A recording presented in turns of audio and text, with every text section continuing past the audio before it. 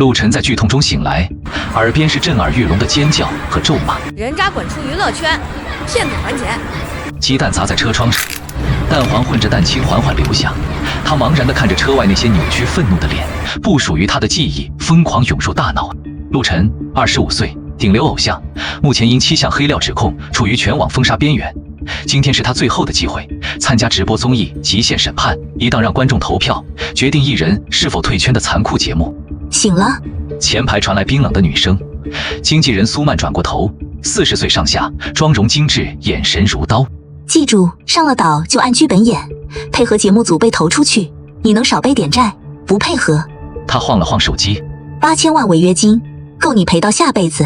陆晨摸了摸口袋，找到原主的手机，解锁微博热搜前5条都与他有关。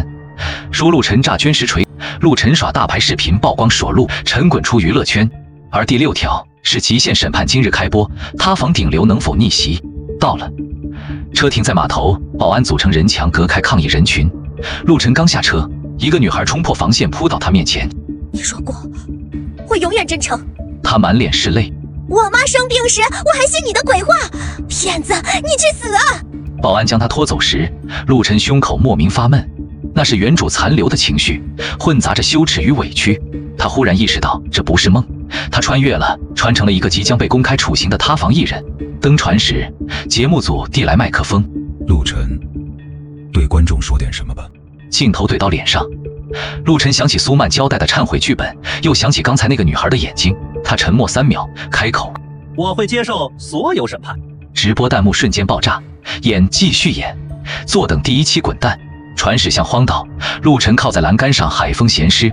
前世他是实验室猝死的博士生，这辈子却成了娱乐圈罪人。讽刺的是，2段人生都活在别人的剧本里，一个被导师压榨，一个被经纪人操控。检测到高强度生存执念，检测到外部高浓度负面情绪能量，系统适配中。机械音在脑海响起，怨念吸收系统绑定成功。宿主可通过引发他人负面情绪、愤怒、厌恶、嫉妒等，获取怨念值，兑换技能与资源。初始怨念值来自实时弹幕，眼前浮现半透明界面，技能库琳琅满目，语言的艺术初级点真相之眼，初级点体能增幅催点3分钟。资源类显示缩怨念值可兑换缩元现金。陆晨心脏狂跳，金手指来了，但使用方法很讽刺，他要活下去就得先招人恨。也好，他看向渐近的荒岛，既然这场审判本就不公，那他就用不公的方式杀出一条血路。岛上营地，其余4位嘉宾已到齐。资本明珠江月，26岁，出身显赫，以高傲和专业著称。他看陆晨的眼神像看一件瑕疵品，清纯小花白鹿，23岁，笑容甜美，眼神无辜，却在陆晨走近时下意识退后半步，一个精心设计的示弱动作。硬汉演员赵薇和唱跳偶像林思远站在稍远处，表情复杂。主持人宣布规则：极限审判每期进行全网投票，得票最高者进入待退圈区，连续2周垫底者当场退圈。开场环节是初见审判，嘉宾需说出最想审判的人。江月第一个开口，直接看向陆晨：“我讨厌虚伪，艺人至少要有能力或品德，如果2样都没有，就是对行业的侮辱。”白鹿眼圈泛红：“我最不能接受欺骗粉丝感情，粉丝的爱是最纯粹的。”轮到陆晨，所有镜头对准他，等待忏悔。我最想审判的，他平静道，是过去那个愚蠢、软弱、任人摆布的陆晨。现场一静，江月皱眉，显然没料到这个答案。主持人赶紧推进流程。第一个挑战是荒岛求生，5人需穿越丛林抵达信号塔，前3名获得豁免票。途中设有审判站，播放嘉宾黑料视频，并要求当场回应。第一个站播放陆晨的诈捐门，视频显示慈善晚宴后，苏曼在车里说：“捐50万做样子就行，剩下的公司有用。”原主犹豫道：“可我在直播说了，捐全部。”苏曼冷笑：“傻孩子，娱乐圈的话你也当真？”视频结束，镜头对准陆晨，江月眼神冰冷：“事实就是你承诺了，却没做到。信用破产比财务破产更可怕。”他转身离开，陆晨独自面对镜头，原主记忆浮现。那天他争辩过，但苏曼说公司资金困难，你不帮公司，公司怎么帮你？他妥协了，因为害怕。怨念值，来自观众的情绪、愤怒、鄙视。很好，陆晨心中冷笑，兑换了第一个技能，语言的艺术初级。继续前进，第二个审判站播放江月的选角争议视频，质疑他靠家族背景上位。江月绷着脸回应：家族给了我起点，但走多远是我自己的事。江小姐，陆晨忽然开口：你所说的起点，具体给了你什么？江月转身，眼神锐利：你什么意思？我这种没背景的人，第一次试镜砸了就没有第二次。陆晨语气平静：演技不好会被换掉，出了事儿就被送上审判台。江小姐审判我的虚伪时，是否审判过自己与生俱来的特权？来自江月的怨念值，来自弹幕的怨念值。江月呼吸微蹙，盯着他看了10秒，一言不发，转身离开。他的背影绷得笔直。陆晨勾唇，重要人物的情绪果然价值高。1小时后，3人抵达信号塔，陆晨险险拿到第3张豁免票，白鹿和林思远空手而归。回到营地，第一次投票开始，大屏幕播放陆晨的黑料合集、耍大牌、酒驾、诈捐细节，每段视频都引发怨念值飙升。10分钟后，结果公布，陆晨逃票，压倒性优势。第一期最令人失望艺人陆晨，主持人声音高昂：你进入待退圈区，如果下周再垫底，将直接退圈。聚光灯打在他身上，海风呼啸。陆晨，你有什么想说的？所有镜头聚焦，陆晨起身走到舞台中央，他看着那些黑洞洞的镜头，知道此刻有数百万人等着他崩溃。我接受结果。他开口，声音清晰。但如果审判只停留在表面，那下一根树枝依然会长歪。他鞠躬下台，弹幕再次爆炸。他在暗示什么？垂死挣扎。怨念值突破了1点。陆晨坐下，指尖轻敲膝盖。仇恨是燃料，而他的引擎才刚刚启动。第2期主题是团队生存，抽签分组，陆晨与江月、林思远一队。任务是在丛林生存存小时，期间面临道德选择题，3个补给包位置危险，需分配任务，食物按贡献分配。江月自然成为队长。先找水源，再搭庇护所。陆晨注意环境，林思远跟紧。陆晨启动刚兑换的信息检索初级，系统接入卫星地图，东北拆民有溪流。江月查看指南针，意外地看他一眼。你怎么知道？猜的。找到水源后，江月选定了庇护所位置。林思远却连干燥树枝都找不好，几趟下来效率极低。别捡地上的枯枝。陆晨边削支柱边说：找树上干枯的细枝，用石头砸。林思远笨拙尝试，江月处理藤蔓动作麻利，又看陆晨一眼。你很熟练。看过生存节目。其实是花了，是怨念值兑换的基础，野外生存。对讲机响起，发布道德选择题，3个补给包分别需要攀爬、涉水、挖掘，且有风险。食物按贡献分配。林思远先怂：我恐高，涉水可以试试。江月说：我爬树。2人看向陆晨。我挖掘。陆晨道：但食物应该平分。可规则说按贡献。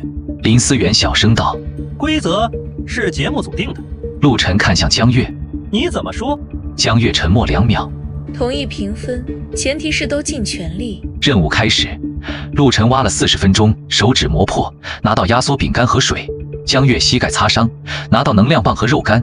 林思远涉水滑倒，补给包被冲走。分食物时，陆晨掰了一半饼干给林思远。林思远愣住：陆晨哥，吃吧，你还长身体。江月见状，也掰了半根能量棒递过去。林思远眼圈红了。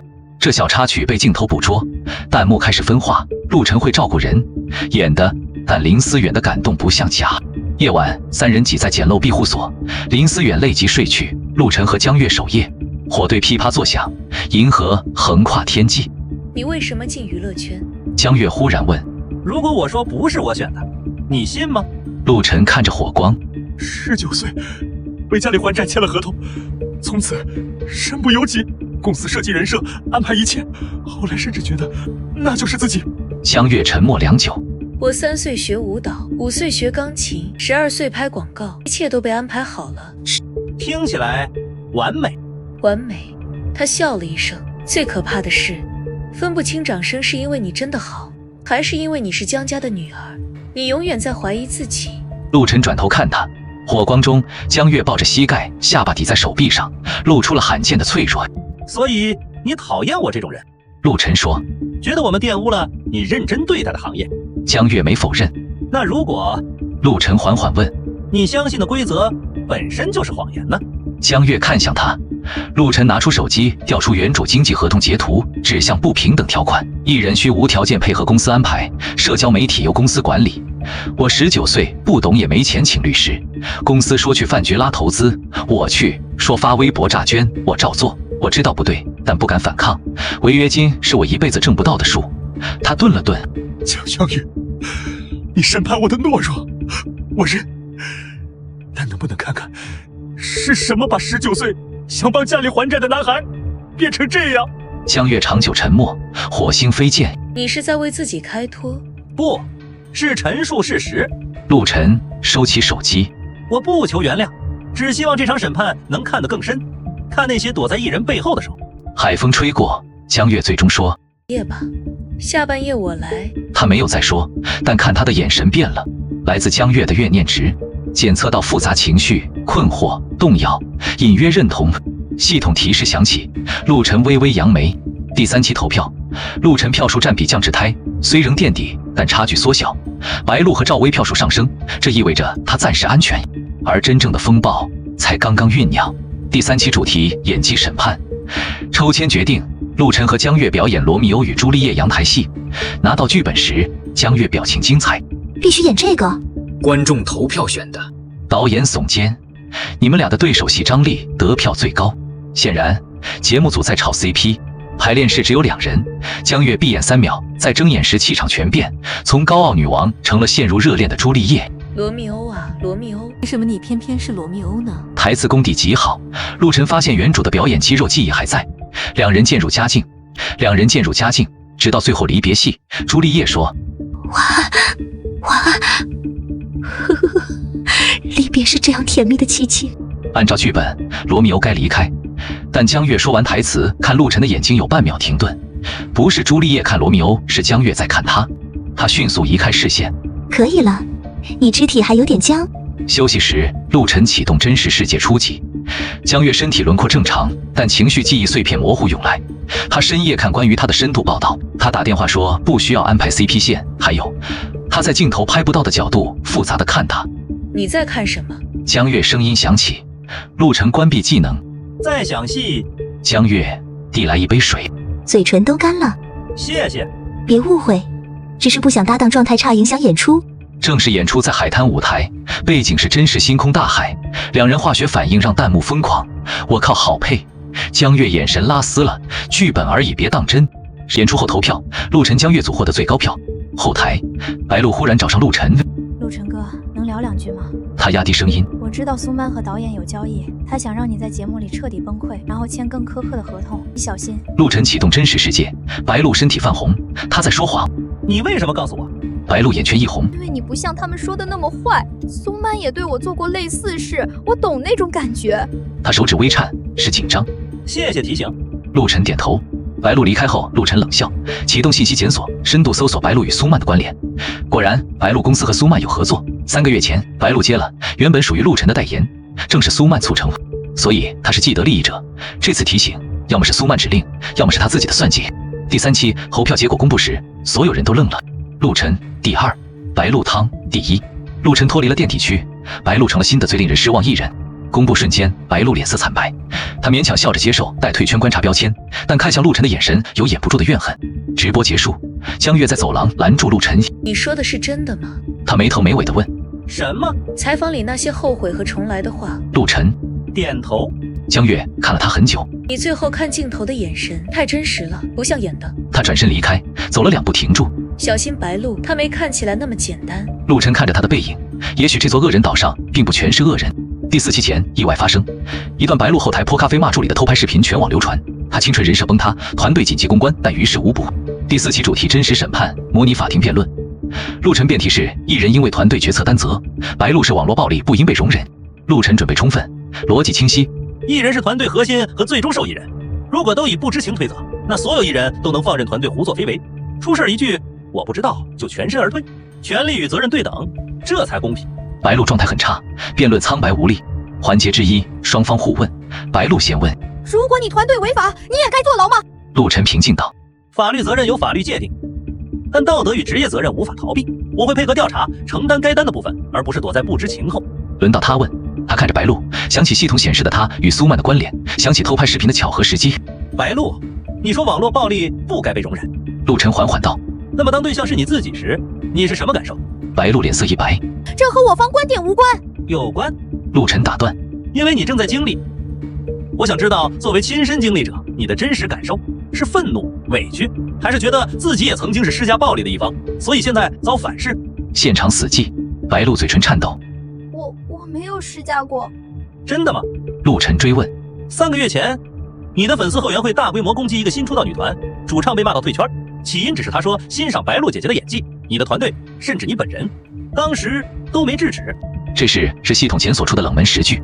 白露脸彻底失去血色，直播弹幕疯了。陆晨怎么知道？白露粉丝确实疯。如果艺人知道却不制止，就是纵容。最终投票，陆晨以晒支持率获胜。白露连续2周垫底，进入高危区，下周再垫底，直接退圈。辩论结束，白露后台崩溃大哭，他经纪人冲进来要求删片段，但直播已播出去了。陆晨在走廊被苏曼拦住。精彩！苏曼鼓掌，笑容冰冷。我小看你了。曼姐有事？提醒你，别忘合同。苏曼压低声音。你现在热度上来了，但黑料还在，公司能帮你洗白，也能让你更黑。下期最终审判，你要按我安排做件事。什么事？公开向所有受害者道歉，然后宣布暂时退圈反省。苏曼说。这样你能保留体面，公司也能继续用你热度赚钱。等你归来，我们重新开始。陆晨启动真实世界，苏曼浑身泛红，谎言标志明显，记忆碎片涌入。他与导演密谈，让他在最高点摔下来。他查看陆晨商业价值榨干计划，他打电话说白鹿那边再加把火，资源就都是我们的了。原来如此。让他体面退场，彻底掌控剩余价值。白鹿是下一个目标，也是杀鸡儆猴的工具。我考虑考虑。陆晨说。你没考虑空间。苏曼笑容消失。8000万违约金，不配合，我让你赔到1分不剩，还让你在这行永远混不下去。他转身离开，高跟鞋声清脆。陆晨站在原地，怨念值涨到吹点。他花吹点兑换真相之眼终极，可看目标近期最强烈的3个秘密记忆片段，清晰度大增。对苏曼使用技能，3个片段浮现。3天前，苏曼伪造陆晨精神状况评估报告，显示重度抑郁伴自杀倾向。1周前，他与总导演密谋，让他再红2期，然后彻底高垮。收视率需要这种反差。1个月前，他打电话，那个换来粉丝的家属再给10万，让他们咬死是陆晨骗的钱。如果反水，之前给的治疗费全部收回。陆晨背脊发凉，苏曼不仅要榨干他，还要彻底毁掉他，让他被骗子、精神病双重标签。那个换来粉丝，原主记忆里，他确实通过后援会筹钱，但操作是苏曼负责。他一直以为钱真给了家属。现在看来，苏曼私吞大部分，只给少量，现在又买通家属做伪证，他需要更多怨念值，多到足以发动彻底反击。敲门声响起，江月的声音。陆晨开门，江月递来平板，上面是监控录像。今天辩论后，苏曼在角落递给白鹿 U 盘，白鹿表情紧张。这是我让助理从安保那弄的。江月说，虽然没声音，但足够说明他们有联系。白鹿之前提醒你，很可能是圈套。陆晨看着他，你为什么帮我？江月移开视线。我讨厌背后搞小动作。如果极限审判真要审判什么，就该审判真正的恶，而不是成为恶的工具。他顿了顿。我查了你说的合同，确实有问题，甚至可能违法。如果你愿意，我可以介绍律师。陆晨愣住，为什么？他再次问江月。沉默很久，轻声说，因为那天晚上你说，如果只砍掉长歪的树枝，而不问为什么树会长歪，那么下一根树枝依然会歪。我想看看你能不能真的把自己掰直。他抬头看他，我也想看看那棵树到底怎么长歪的。两人目光交汇，检测到强烈正向情绪，信任、期待、隐约好感，怨念值变化。谢谢你。陆晨声音真诚。别谢太早。江月恢复冷静。苏曼不会罢休，下期是最终审判，我猜他会在那时动手，你需要一击致命的证据。我知道。需要帮忙就说。江月走到门口，回头。我父亲认识恒平律师事务所创始人，那是全国最好的媒体法务律所，如果你需要，我可以引荐。陆晨心中一动，恒平以擅长娱乐圈名誉权案著称，不畏强权。费用很高吧？非常高。江月说，但如果你真有冤情，他们有时间风险，代理胜诉后分成，前提是你真有足够证据。他离开了，陆晨站在房间里。也许这座恶人岛上真的有一道光，而他需要抓住这道光。接下来3天，陆晨全力搜集证据。第一，通过系统找到患癌粉丝小雨的真实信息，17岁白血病治疗费用缺口巨大，苏曼承诺的捐款只到账5万。第二，联系到脱粉的后援会管理员，拿到部分资金流动记录，显示大部分捐款流向苏曼控制的空壳公司。第三，用怨念值兑换电子取证初级，恢复原主手机被删的聊天记录碎片。苏曼只是他配合公司安排。原主反复问，这样真的好吗？证据在汇集，但还不够。第5期投票，陆晨排到第3，彻底脱离危险区。白鹿连续3期垫底，被宣布退圈。离开那晚，他在镜头前哭得撕心裂肺。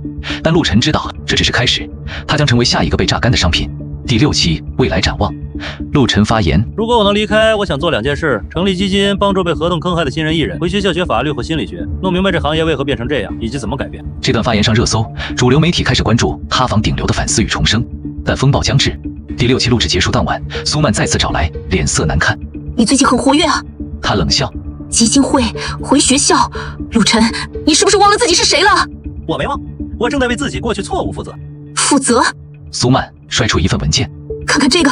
陆晨拿起，是医疗鉴定报告，显示他有重度抑郁伴自杀倾向，妄想症状无法分辨现实，有医院公章，日期3天前。我已经联系节目组和媒体。苏曼得意道。明天最终审判直播时，这份报告会作为惊喜环节公布，所有人都会知道你的反思不过是一个精神病人的妄想，你会被强制送医，所有合同因健康原因终止，违约金照赔。狠毒的计划，一旦贴上精神病标签，他说什么都不会有人信。陆晨启动真相之眼，报告是伪造的，公章也是假的，但伪造专业，短时难证伪。你有什么证据证明这是假的？苏曼冷笑。医院那边我打点好了，陆晨，你输了。也许。陆晨放下报告。但在我输前，我想问你，那个叫小雨的女孩现在怎么样了？苏曼脸色微变。什么小雨？我不认识。白血病17岁，当年后援会为她募捐80万。陆晨盯着他。你只给了5万，剩下的钱呢？你胡说什么？那笔钱全部用于治疗了，有记录。是吗？陆晨打开手机照片，主治医生提供的费用清单。这是小雨从治疗到现在的全部花费，总计42万，收到的捐款只有5万，剩下的37万缺口，他父母借遍亲戚。苏曼，那笔钱去哪儿了？苏曼脸色彻底变了。你怎么会有这些？我还知道更多。陆晨继续。比如你和导演的交易，比如你准备接受白鹿的资源，比如你伪造医疗报告的计划。苏曼，你真以为我会坐以待毙？房间死寂，苏曼呼吸粗重，死死盯着他。你想怎么样？明天最终审判，我要你当众承认所有事：伪造合同、侵吞捐款、操纵舆论、陷害艺人，然后自己去自首。苏曼想听天大笑话。凭什么？就凭这些证据，我可以让你今晚就意外受伤，无法参加直播。我有的是办法。你可以试试。陆晨平静道。但如果你今晚动了我，明天早上我准备好的所有材料，包括你和导演的录音、资金流水、伪造文件证据，都会自动发送给全国30家媒体和公安机关。你猜，到时候是你先弄死我，还是法律先弄死你？这是虚张声势，陆晨并没有全部证据，尤其没有录音，但他赌苏曼不敢冒险。苏曼脸色变幻，就在这时，危机预感技能触发，危险来自身后。陆晨猛侧身，花瓶擦头飞过，砸墙碎裂。白鹿站在门口，手里拿另一个花瓶，眼神疯狂。都是你害我退圈，我要跟你同归于尽。苏曼趁机后退想逃，陆晨更快抓住他手臂，同时躲开白鹿第2次攻击。混乱中，白鹿的花瓶砸中苏曼肩膀，苏曼痛呼。陆晨夺下凶器，将白鹿按墙上。冷静点，放开我！你们都不是好东西！白鹿挣扎哭喊。苏曼答应我配合搞垮你就给我资源，结果呢，我退圈了，你们呢？原来如此，白鹿是苏曼的棋子，现在成了弃子。苏曼无手臂，脸色苍白地看着这场闹剧，忽然凄厉笑了。看到了吗，陆晨？这就是这行业，每个人都在算计背叛。你以为你赢了？不，你只是还没输到底。他踉跄离开。陆晨放开白鹿，他滑坐地上抱头痛哭。为什么？我只是想红，想被人喜欢，我有什么错？陆晨轻声道。找个地方重新开始。白鹿泪眼朦胧。还能重新开始吗？我不知道，但总比继续待在这里强。陆晨离开，回房整理思路。苏曼不会罢休，可能在明天直播中做更极端的实验。他需要更多保险。打开系统，怨念值回到特点，花车点兑换记忆读取指定目标，可读取目标最近10小时最清晰记忆片段，记一次。目标：苏曼。技能发动，信息涌入。今天下午苏曼见导演争吵，导演说现在舆论对陆晨有利，不能硬来。苏曼说我有办法让他身败名裂，他出示伪造医疗报告。然后苏曼进了一个穿白大褂的中年男人，给他后信封。明天记者问起来，你就说报告是真的，事成后再加1倍。男人是某私立医院心理科主任。再然后苏曼打电话，人找好了吗？明天直播时安排几个人会进观众席，等医疗报告公布后就站起来喊骗子，滚下去，要闹大最好引发骚乱。记忆中断，技能时间到。陆晨睁眼，背脊发凉。苏曼不仅要伪造报告，还要安排人现场闹事，制造陆晨引发公愤场面。一旦骚乱，节目组可以安全原因中断直播，陆晨会被贴危险分子标签。狠毒的连环计。陆晨立刻给江月发信，紧急需要帮忙。5分钟后，江月敲门，听完叙述，他脸色凝重。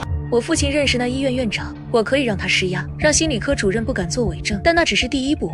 苏曼安排的人混在观众里，很难提前识别，他可能还有其他后手。江月思考片刻，明天最终审判有自由陈述环节，每个嘉宾10分钟可自由发言。如果你能在那个环节主动出击，陆晨明白，先发制人。对，但你需要确凿证据，能当场说服观众的，光靠嘴说没用。证据？陆晨想到小雨，我需要联系一个人，但没时间了。给我联系方式。江月说我让团队去办，最迟明天中午给你结果。陆晨看着江月，月光洒在他脸上，轮廓柔和。你为什么要做到这一步？他第3次问，江月这次没回避，他看着他眼睛，轻声道：因为我发现我可能错了。错在哪儿？错在以为世界非黑即白。江月说，错在以为只要遵守规则，足够努力就能得到公平。但你的出现让我看到了规则之外的真相，看到了那些被掩盖的伤害。他顿了顿，声音更轻，也让我看到了一个人从深渊爬出来的勇气。两人静静对视。谢谢。陆晨发自内心。别谢，等明天过去了再谢不迟。江月走向门口，停住没回头。陆晨，明天之后无论结果，我们一起喝杯咖啡吧，不在镜头前，就我们2个。他拉门消失，陆晨站在原地许久，真实微笑，检测到强烈正向情感、信任、欣赏、明确好感、怨念值变化。系统提示响起，陆晨觉得这系统也许不仅能吸收怨念，当一个人开始被爱，系统就会升级，而他已准备好迎接最终审判，准备好开启新人生。在开始之前，我想先给大家看几份文件。大屏幕切换，第一份是经济合同截图，不平等条款被重点标红；第二份是后援会资金流水，显示大部分捐款流向不明账户；第三份是伪造医疗报告的对比图，真公章与假公章的细节差异。这些是我过去6年面对的真相。陆晨声音冷静的可怕，一份让我失去自主权的合同，一笔被侵吞的善款，一份试图将我定义为精神病的伪造报告。台下骚动，镜头扫过观众席，有人震惊，有人愤怒。制造这些的是我要前经纪人苏曼女士。陆晨目光如炬，今天她也来到了现场。苏女士，你有什么想说的吗？镜头切到前排，苏曼坐在那里，脸色铁青。她没想到陆晨会当众发难。主持人试图控场。陆晨，这个环节是个人陈述。这就是我的陈述。陆晨打断，陈述我为什么犯错，陈述谁该为这些错误负责。苏女士，你敢上台吗？全场目光聚焦苏曼，她骑虎难下，硬着头皮上台。陆晨，你这是在污蔑。苏曼强作镇定，那些文件都是伪造的，是你为了洗白自己。是吗？陆晨拿出手机。那这段录音呢？他播放音频，是系统通过电子取证恢复的原主手机记录，声音模糊，但能听清。苏曼，小雨的捐款，公司先挪用，后期补上。原主，这不好办，粉丝会发现。苏曼，放心，后援会那边我会打点，你就当不知道。录音结束，现场哗然。苏曼脸色煞白。这是剪辑的，假的。那这个呢？陆晨又播了一段，是昨晚他用记忆读取看到的苏曼与心理科主任的对话，经系统模拟成匿名爆料者提供。录音里，苏曼说：事成之后再加一倍。对方说：苏姐放心，我一定说他精神有问题。实锤落下，台下观众愤怒高喊：骗子，报警！苏曼慌了，看向节目导演，导演却移开视线。事情闹大了，节目组不敢包庇。我还有话说，苏曼奸生陆晨，你以为你干净？你酒驾耍大牌，那些黑料都是真的。我承认，陆晨平静的可怕。我承认酒驾，那是我22岁生日喝多了。我承认耍大牌，那是因为连续工作72小时累到崩溃。我承认所有我犯过的错，因为懦弱，因为愚蠢，因为想讨好所有人。他顿了顿，声音提高。但我今天站在这里，不是为了否认过去，而是为了面对过去。我承担我该承担的责任。酒驾，我愿意接受法律处罚；耍大牌，我愿意向工作人员道歉。但那些我不该承担的，比如被侵吞的善款，比如伪造的医疗报告，比如不平等的合同，今天我要在这里全部要回来。他转向镜头，目光灼灼。我要对小雨和所有捐过款的粉丝道歉，因为我的失察让善心被利用。我会用自己的钱补上捐款，并承担小雨后续全部治疗费用。我要对所有因我失望的人说对不起，但我也要说，请看看这个系统，看看那些操作合同的手，看看那些伪造证据的人，看看那些为流量制造悲剧的媒体。如果我们只审判表面错误，而不审判制造错误的系统，那么同样悲剧还会重演。最后，他宣布3件事：第一，我已委托衡平律师事务所对苏曼及相关方提起刑事诉讼和民事诉讼；第二，我将成立演艺工作者权益保障基金，帮助被不平等合同坑害的艺人；第三，从今天起，我暂时退出娱乐圈，回到学校学习法律，不是逃避，而是为了将来能真正改变这个行业。深深鞠躬，10秒死寂，然后掌声如雷。江月在台下看着他，眼中含泪却微笑。主持人声音哽咽：这是极限审判开播以来最震撼的陈述。我想审判在今天有了新意义，不是审判一个人，而是审判一个系统；不是惩罚错误，而而是寻求改变。最终投票，陆晨以压倒性优势获最受认可艺人，他当场宣布将奖金全捐给小雨的医疗基金。直播结束，镜头定格在陆晨和江月并肩站在悬崖边的画面，夕阳把海面染成金色。弹幕最后刷过，这不是结束，是开始。3个月后，深秋，陆晨坐在大学图书馆窗边，面前摊着合同法教材，阳光透过银杏叶洒在书页上。他履行了承诺，退出娱乐圈，报考法学院。衡平律师事务所为他写推荐信，江月父亲动用关系，他最终被破格录取为在职研究生。苏曼案件正在审理，证据充分，伪造文件、侵吞捐款、胁迫签约，数罪并罚，他面临至少10年刑期。心理科主任被吊销执照，节目导演因收贿操纵节目被行业封杀。白鹿真的退圈了，在小城市开咖啡馆，偶尔发日常，看起来平静许多。小雨治疗顺利，骨髓配型成功，下月移植，陆晨支付全部费用，定期看望。女孩叫他陆晨哥，当亲哥哥一样。还在用功。江月的声音。陆晨抬头，他拿着2杯咖啡站在桌边，简单毛衣牛仔裤，长发披肩，像个普通大学生。如果不看手上6位数的表，你怎么来了？今天不是有拍摄？推了。江月坐下，看你比较重要。两人相视一笑。这3个月他们的关系微妙变化，不是情侣，还没到内部，但比朋友亲密，一起吃饭、看电影，讨论江月的新剧本。他成立了自己的影视公司，专注现实题材。基金进展顺利，江月接到7个求助案例，衡平派律师跟进了。我看了报告。陆晨喝咖啡，下周我要参加娱乐法研讨会，一起。好啊。江月点头。正好我剧本涉及法律问题，可以请教专家。像任何校园情侣一样聊天，但陆晨知道他们都不是普通学生。他的系统还在，但很少用了，偶尔有怨念值入账，网上还有讨厌他的人，但更多是正向情绪、敬佩、支持、期待。系统似乎升级了，界面简洁，多了影响力评估模块，显示他的社会影响力值和正面评价比例。对了，江月忽然说，我父亲想见你。陆晨一顿。为什么？他说想看看是哪个小子让他女儿变化这么大。江月笑，别紧张，就吃个饭。他知道我们的事。我们的事？陆晨挑眉，我们有什么事？江月脸微红，瞪他。你说呢？陆晨笑了，伸手握住他放在桌上的手。江月没挣脱，手指轻轻回握。那就去吧。陆晨说，我也想见见你父亲，毕竟以后可能会常见面。暗示明显，江月脸更红，笑容更甜。窗外秋风拂过，银杏叶如金雨飘落。陆晨想起3个月前悬崖上的黄昏，想起江月说，明天之后我们一起喝杯咖啡。现在他们喝了不止1杯，未来还有无数杯咖啡，无数个明天等着他们。手机震动，系统提示检测到持续正向情绪流，爱、希望、平静。系统最终阶段解锁，人生辅助模式。恭喜宿主，您已完全掌握自己的人生。陆晨关掉提示，看向江月，走吧，带你去吃校门口的小火锅，据说特别好吃。好啊。收拾书本，并肩走出图书馆。夕阳把影子拉长，交汇在一起，像2条终于相遇的河流。远处城市灯火四地亮起，属于他们的故事才刚刚开始。而那个从深渊爬出的少年，终于学会了在阳光下行走。